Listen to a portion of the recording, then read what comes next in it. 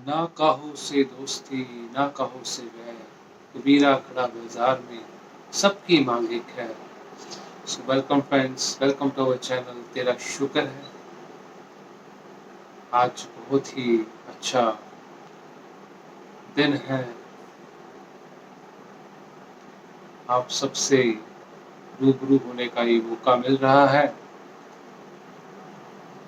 तो ईश्वर कृपा करे ये मौके लगातार मिलते चले जाएं, रोजाना मिलते ही चले जाएं।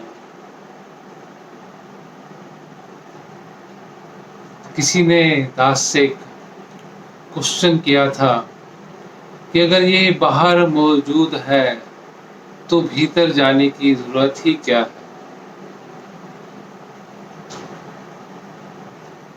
ये क्वेश्चन ही अपने आप में द्वैत मन से आया है। जहां अद्वैत नहीं है वहां द्वैत है ही, द्वंद्व है ही। द्वैत को समझें, द्वैत है द्वंद्व,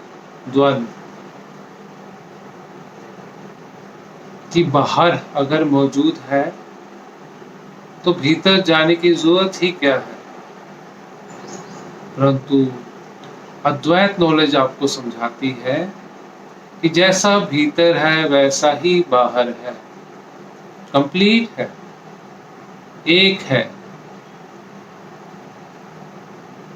ज्ञान तो कईयों ने लिया बाहर का, कईयों को मिला, परंतु आधा अधूरा ही रह गया। वो एक नहीं हो पाए क्योंकि मन से ऊपर ही नहीं उठ पाए, मन के द्वंद्व को पहचान ही नहीं पाए। ये तो ऐसा हो गया, एक पांव रखा है और दूसरा पांव ऊपर उठा लिया, और फिर क्या हुआ, दूसरा पांव रख दिया और पहला ऊपर उठा लिया। डर है कि कहीं गिर ना जाऊं, डर ही तो है।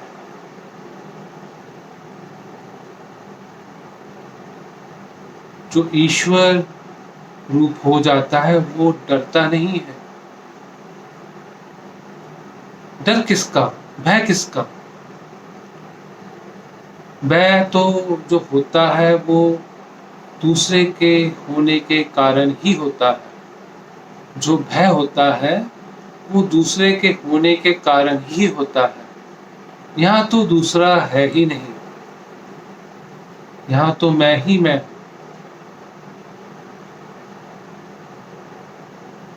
तो इसलिए अगर तुम प्रेम से चूक जाओगे तो मुझसे चूक जाओगे।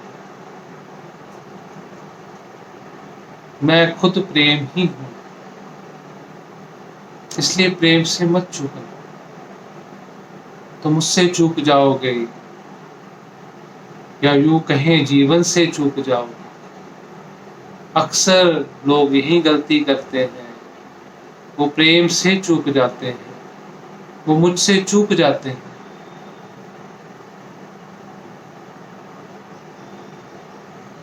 गोपियां कभी प्रेम से नहीं चूकती, इसलिए उद्धव सरे का ज्ञानी भी उनके सामने हार जाता है। इसलिए प्रेम से मत चूकना,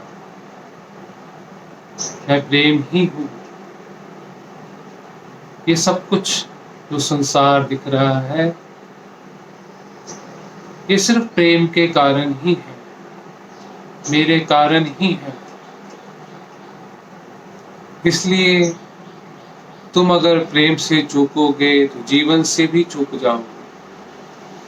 अपने आप को जानो, मैं हर जगह मौजूद हूं, मैं तुम्हारे भीतर भी मौजूद हूं, तुम्हारे बाहर भी मौजूद हूं। मन के द्वंद्व में मत फंसो, मन के पार जाओ।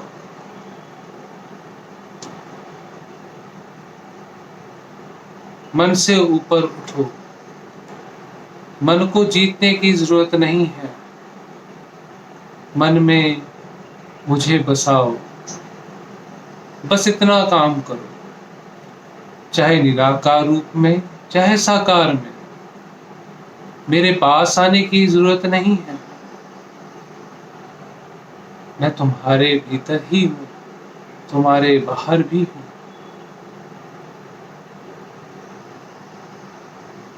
खुद को जानो, तुम मेरा ही रूप हो। और मन से ऊपर उठकर तुम जीवन जियो, तो जीवन उत्सव है। ये जीवन कमाल है। जीवन उसको कहते हैं जो सही मायने में जिया जाता है। और सही मायने में कौन जीता है? जो वाकई में ही जाग गया। इसलिए जागना है, अभी जागना है, इसी पल जागना है।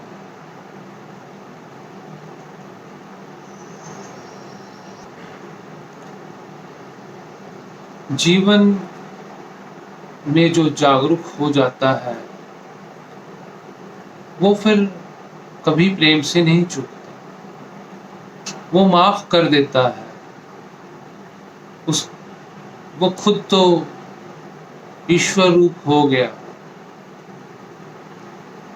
और उसको पता भी है इस सबके भीतर ईश्वर ही मौजूद है। वो फिर गलतियां माफ कर देता है। और जो भी कर्म वो करता है वो मन से ऊपर उठकर करता है। इसलिए उसको उस कर्म का कोई फल नहीं मिलता, ना ही वो इच्छा रखता है। वो कर्म फल के पीछे नहीं भागता। इसलिए वो बच जाता है। क्योंकि मैं हर कर्म में होकर भी करता हूँ, हर कर्म करते हुए भी करता हूँ।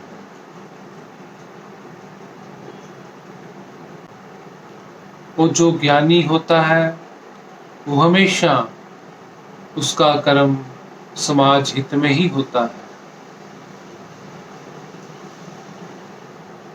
वो समाज हित में ही कर्म करता है, जो भी वो कर्म करता है। उसको पता है कि क्या करना है, कि ये मैं जो कर्म करूँगा इसका इम्पैक्ट जो पड़ना है वो समाज में ही पड़ना है। और समाज हमें वही पलटा कर दे देता है जो हम करते हैं। इसलिए कहा गया है कि ज्ञानी होए सो चेतन होए। तो चेतन अवस्था होती है ज्ञानी। वो गलतियां नहीं करता, वो अपने ऊपर ध्यान केंद्रित करता है। दास अक्सर कहता है कि ज्ञान भी हो और ध्यान भी हो तब तुम मुझ तक पहुंच पाओगे, तब तुम जान पाओगे कि तुम कौन हो। उससे पहले तुम कभी नहीं जान पाओगे कि तुम कौन हो। दास की बातों को ध्यान पूर्वक श्रवण करने के लिए आप सबका धन्यवाद। तो दास और ज्यादा शब्दों का सहारा ना लेता हुआ आपसे यही इजाजत चाहेगा और अंत में यही कहेगा कि तेरा शुक्र है, तेरा शुक्र है, तेरा शुक्र।